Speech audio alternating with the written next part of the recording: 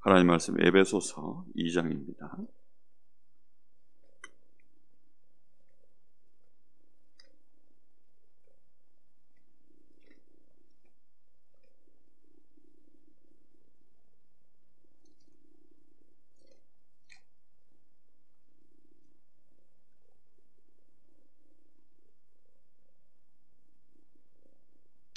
이 장 1절부터 5절까지 한 절씩 교독하겠습니다. 그는 허물과 죄로 죽었던 너희를 살리셨도다.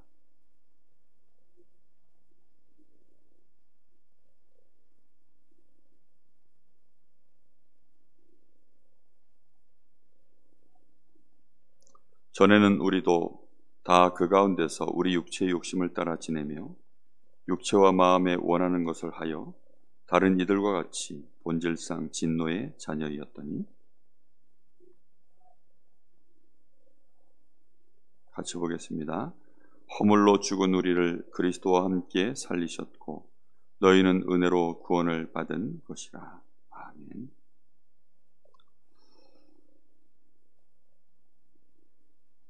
우리가 살면서 나에게 뭔가 문제가 있구나, 거기에 대하여 안다라는 것은 사실 보통 어려운 일이 아닙니다. 특히나 21세기에 이렇게 무한 경쟁 시대에 살아가는 사람들이 뭔가 나에게 지금 근본적으로 문제가 와 있구나, 그것도 하나님과의 관계 속에서 내가 뭔가가 지금 나에게 문제가 와 있구나, 이렇게 깨닫는다는 것은 정말 이거는 거의 불가능한 일입니다. 그런데 어느 날, 나에게 죄가 있구나. 근데 그 죄가 하나님 앞에 하나님과의 관계를 무너뜨리는 그런 나에게 죄가 있구나. 그리고 사단이 있구나. 이 사단이 내 인생을 이렇게까지 노략질하는구나. 이제 이런 것들을 우리가 진짜 안다라는 것은 이거는 보통 은혜가 아닙니다.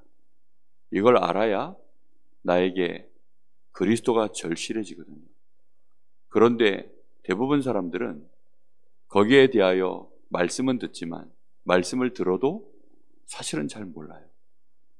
이스라엘 백성들이 하나님 앞에 그 긴 세월 동안 제사장 앞에 가서 자기를 대신하여 양 잡고 소 잡고 그렇게 피제사를 드리면서도 이 사람들이 하나님 앞에서 거기에 대한 그 애통함, 그 심령의 가난함, 이런 것들이 없었습니다.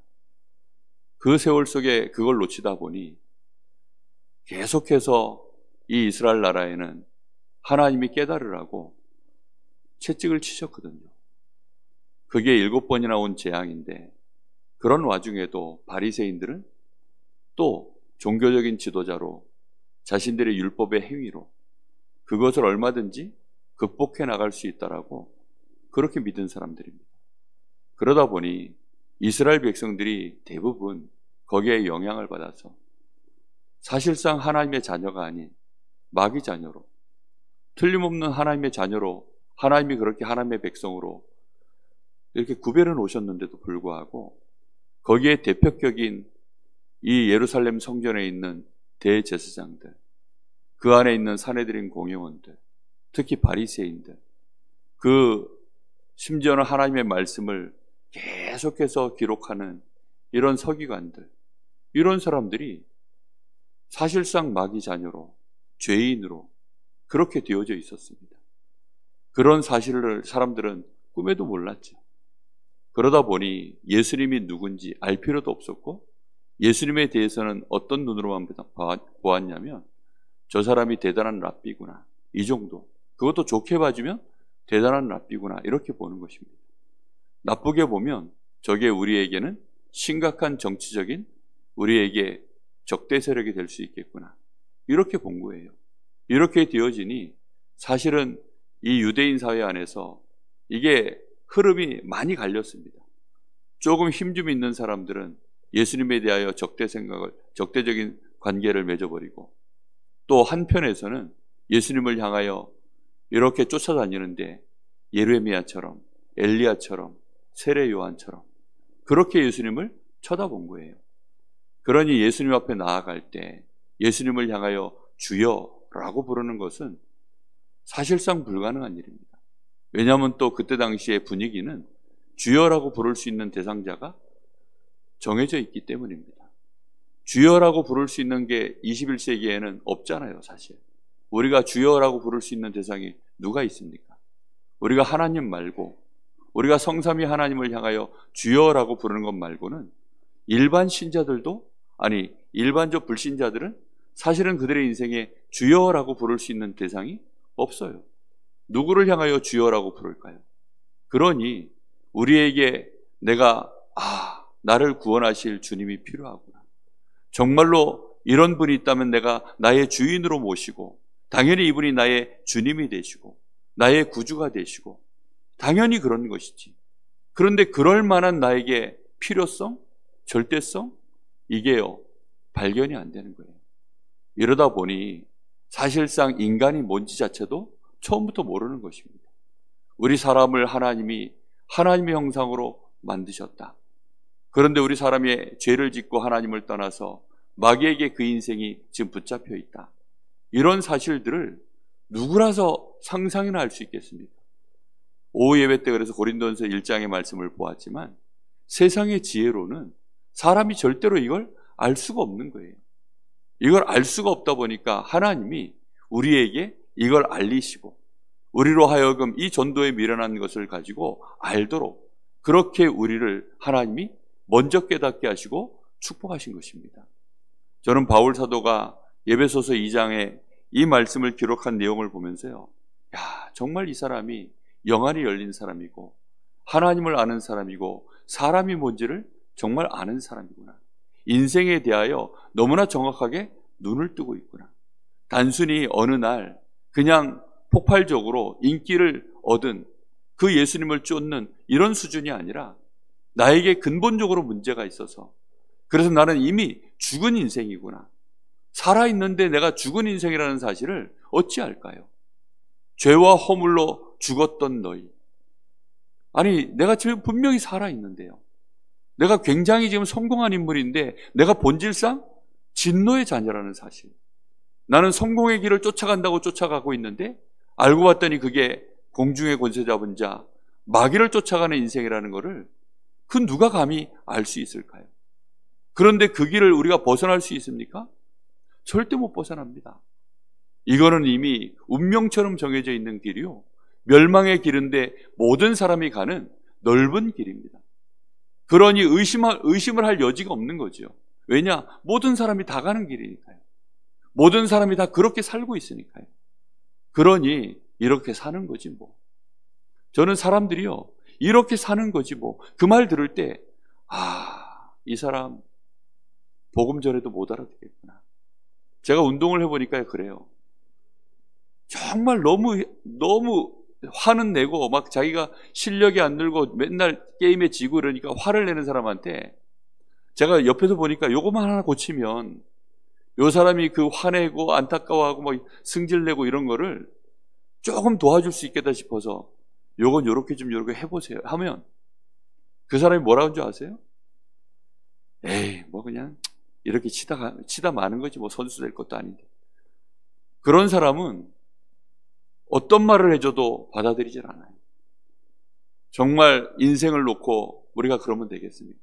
문제는 내 인생만 그러다 마는 것이 아니라 이렇게 살다 가는 거지 뭐가 아니라 자기 자식까지 걸려 있는데요. 아니 그게요, 나와 관련되어 있는 인생이, 그리고 이렇게 살다 가지 뭐, 그게 이렇게 살다 가는 게 도대체 그 사람이 뭔지는 알고 떠드는 소리일까요? 아니 운동이야 그냥 그렇게 치다 말면 되지요. 그런데 인생이라는 것은 그렇게 살다 가면 큰일 나거든요.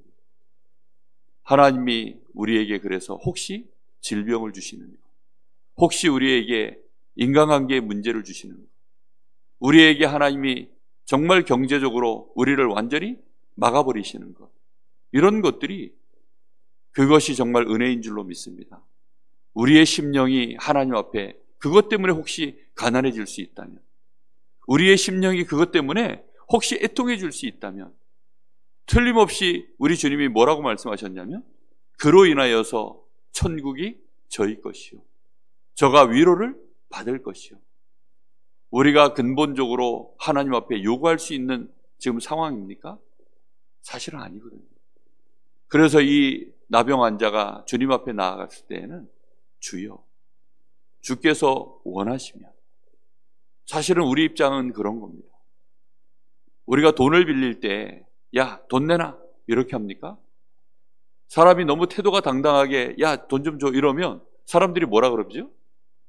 맡겨놨냐? 이러잖아요. 마치 네가 나한테 맡겨놓은 거 찾아가는 것처럼 그렇게 하잖아요. 근데 우리 입장이요, 돈을 빌려달라, 지금 이 상황이 아니거든요.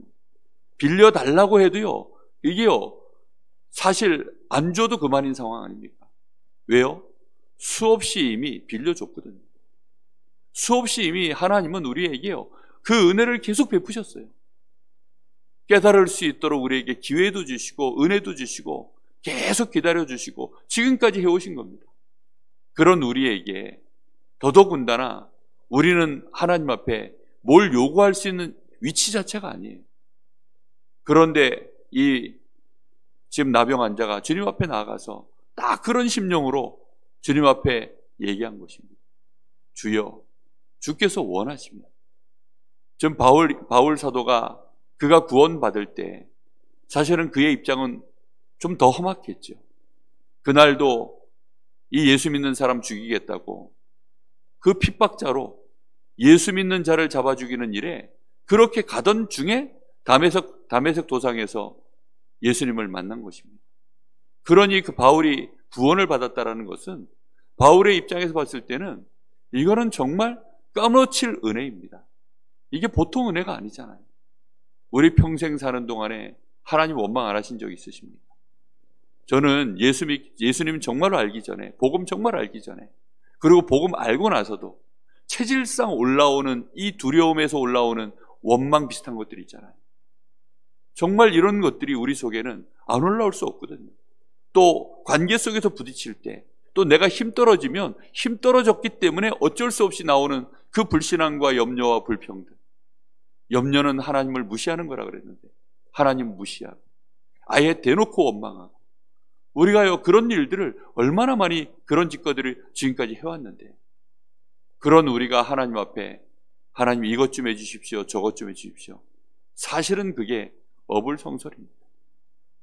이 나병 환자가 주님 앞에 나아갈 때 주께서 원하시면, 그런데 우리 주님은 은혜가 많으신 분이라 처음부터 우리를 이런 문제에서 우리를 근원적으로 해방시키려고 오신 분이시라. 심지어는 우리의 육신의 질병도 해결하시려고 그 질고를 대신 지기 위해서 오신 분이시라. 우리의 모든 이 저주 재앙, 심지어는 우리가 받아야 될 모든 굴욕들, 이 모든 이 눈물들, 이거를 대신 다 짊어지시려고 오신 분이시라. 그런 주님 앞에 나아가 조금만 우리가 올바른 자세를 갖추면 우리 주님은 우리를 위하여 거절하신 적이 없으십니다. 정말 이런 은혜가 우리에게 와 있기에 우리는 하나님의 자녀로 오늘 이렇게 평안함을 누리고 기도할 수 있음을 감사합니다. 여러분, 정말 우리에게 어떤 은혜가 와 있습니까? 우리는 이런 엄청난 은혜를 받은 것입니다. 근원적인 문제를 내가 알았다라는 것은 거기서 끝나면 안 되죠. 이 문제가 얼마나 심각한지 알고 우리가 근원적인 치료를 정말로 받아야 됩니다. 내 근원적인 문제가 끝난 것은 맞습니다. 그러나 우리가 근원적으로 치료받아야 된다는 건 무슨 뜻일까요? 우리의 각인뿌리 체질을 말하는 것입니다. 보니까 체질 검사를 이렇게 해보니 그 체질 검사 딴 거 말고요, 그 성격 테스트, 그거 보니까 지난번에 그 상담 그 훈련 받을 때 저는 혼자 있어야 이렇게 힘을 받는 S라 그러더라고요. S, 이렇게 그 전문용어로 이제 S 스타일이고, 저희 집 사람은 막 사람들하고 이렇게 관계를 맺을 때 힘 얻는 O형이래요. O형. 이거 O 스타일합니다. 야, 그러니 두 사람 관계가 이렇게 되어지면 이제 문제가 생기잖아요. 저희 집 사람은 저한테 와가지고 막 힘 얻어, 저하고 이제 막 기다렸다가 제가 들어오면 막 뭐라고 이제 이렇게 떠들어야 힘을 얻는 스타일이고, 저는 하루 종일 이제 바깥에서 사역하고 들어왔으니 힘 다 빠져가지고 들어왔는데 저한테 막 오면 저는 이제 힘을 쭉쭉 빼앗기는 스타일이니 신혼 초에 그래가지고요. 정말 저희 사람 많이 힘들어했습니다. 저도 사실은 힘들었고. 왜 힘들어했냐면 아니 이미 제가 질이 다 빠져 들어왔는데 저한테, 그리고 특히 저는 머리 탁 떼면 바로 자거든요. 그 자고 있는데 와가지고 막 또 뭐라고 막 이러면, 이게 제가 잠 깨는 거 정말 싫어하거든요. 한 번은 신혼여행을 갔는데, 신혼여행 가서 이제 저는 벌써 제가 운전해서 뭐 이제 종을 갔죠. 이러니 저희 집 사람이 이제 씻는다고 이제 들어갔고, 저는 그 와중에 잠이 들었네. 야, 그때만 해도요, 제가 해병대 이 체질이 남아가지고 총각되었잖아요. 총각에서 이제 처음으로 결혼한 상황이니까 누가 저를 한 번도 건드린 적이 없어요. 근데 군대에 있을 때 제가 너무 신병 때 깊이 잠이 들어가지고 고참이 첫 근무 나가는데 깨우는데 제가 못 들었어요. 어느 정도로 못 들었느냐, 이 워커발로 제 머리를 걷어찼는데도 제가요 너무 깊이 잠이 들어가지고 뭔가가 아련하게 아픔이 이렇게 오다 가버렸어요. 그런데 이게 신병이 워커발을 걷어찼는데도 안 일어나니까 이 총 개머리판 있잖아요, 그걸로 이제 머리를 번쩍해가지고 그 다음부터는 제가 얼마나 긴장하고 잤는지, 누가 제 이름을요 이렇게 귀에 대고 소곤소곤해서 서원석하고 부르면요 벌떡 일어납니다, 정말. 근데 그게 이제 저 잊어버리고 있었는데 저희 집 사람이 자는데 저를 탁 건드린 거예요. 벌떡 일어나죠. 무슨 일이야? 그거 한마디에 저희 사람이 신혼 첫날 밤부터 엄청나게 상처를 받았어요. 하여튼 그런 식으로, 그러니 제가 힘이 없으면 가정이 온전하겠습니까? 온전할 수가 없는 거지. 근데 저는 제가 근본적으로 심각하구나, 제가 그런 것들을 점점 살아가면서 알게 됐어요. 각인뿌리 체질이 도무지 인간관계도 올바로 할 수 없는 인간이고, 부부관계도 올바르게 할 수 없는 인간이고, 목회자가 된다는 것은 정말 이거는 절대 불가능이겠구나, 그런 생각들이 제 마음속에 점점 올라오더라고요. 근원적인 치유를 받는다는 것, 이거는 우리에게 필연적인 일이고 반드시 우리가 늘 하나님의 은혜를 누리지 않으면 안 되는 부분입니다. 그래서 여러분, 오늘 새벽에도 우리는 기도하셔야 돼요. 정말로 주여 원하시면 나를 긍휼히 여기시고 나를 근원적으로 치유하시고 힘을 주십시오. 이미 우리는 근원적인 상태가 바뀌어 있습니다. 성삼위 하나님이 능력으로 이미 우리 안에 함께 하십니다. 그러니 그 힘으로 오늘 새벽에도 하나님 나에게 충만케 하옵소서. 정말로 그 힘으로 내가 충만해져야만, 그래야 우리가 이 근원적인 문제에서 내가 휘둘리지 않는 힘을 내가 갖게 되어 있습니다. 근원적인 이 문제는 안 사라져요. 그게 영적 상태라고 보통 영적 문제라고 표현하는데요, 이거는 이미 우리 속에 각인뿌리 체질로 있는 거기 때문에 내가 하나님이 주시는 성삼위 하나님의 그 힘으로 내가 정말로 충만해져 있지 않으면 또다시 우리의 각인뿌리 체질에 우리는 휘둘려 버립니다. 그래서 하나님의 은혜가 필요합니다. 성령의 충만함을 주옵소서. 베드로가 아무리 나는 주님을 배신하지 않을 겁니다 해도 성령 충만받지 않은 베드로는 어쩔 수 없이 도망갈 수밖에 없고, 도망가는 이유는 그 속에서 근본적으로 두려움이 올라올 수밖에 없는 그 체질을 갖고 있기 때문입니다. 그래서 오늘 하나님의 능력으로, 성삼위 하나님의 그 능력으로 충만해지시고 그 능력 가지고 오늘도 하루의 삶을 승리하게 되시기를 예수님의 이름으로 축복합니다. 기도하겠습니다. 하나님, 감사를 드립니다. 오늘도 하나님 저희들에게 이 큰 은혜를 주셔서 저희들이 근본적으로 하나님의 은혜 없이는 살 수 없음을 알게 하시니 감사를 드립니다. 그래서 오늘도 저희들은 기도합니다. 주여, 이미 주께서 저희들에게 원하셔서 우리를 깨끗게 하셨고 우리와 성삼위 하나님이 함께 하시오니 감사를 드립니다.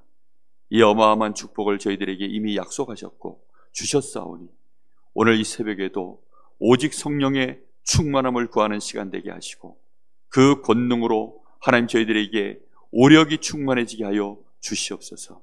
증인될 수 있을 만큼 하나님이 역사하시기를 간절히 원합니다. 우리 주변의 사람들 평안케 하는 자 되게 하시고 살리는 자 되게 하시고 그들의 문제를 해결해 줄 수 있는 그리스도의 증인으로 설 수 있을 만큼 오늘 하나님 저희들에게 역사하여 주옵시고 걸어가는 발걸음 속에 하나님의 나라의 일을 능히 감당할 수 있도록 하늘 군대로 역사하여 주옵소서. 우리에게 이 지역을 맡기셨사오니 지역을 바라볼 때 하나님의 소원이 우리의 가슴에 담겨져서 바라볼 수 있도록 하나님 우리의 영안을 열어 주옵시고 우리의 심령에 정말로 저 현장을 향하여 8가지 복이 충만해져서 빛으로 소금으로 드러나게 하옵소서. 살아계신 예수님의 이름으로 기도하옵나이다. 아멘. 하늘에 계신 우리 아버지여, 이름이 거룩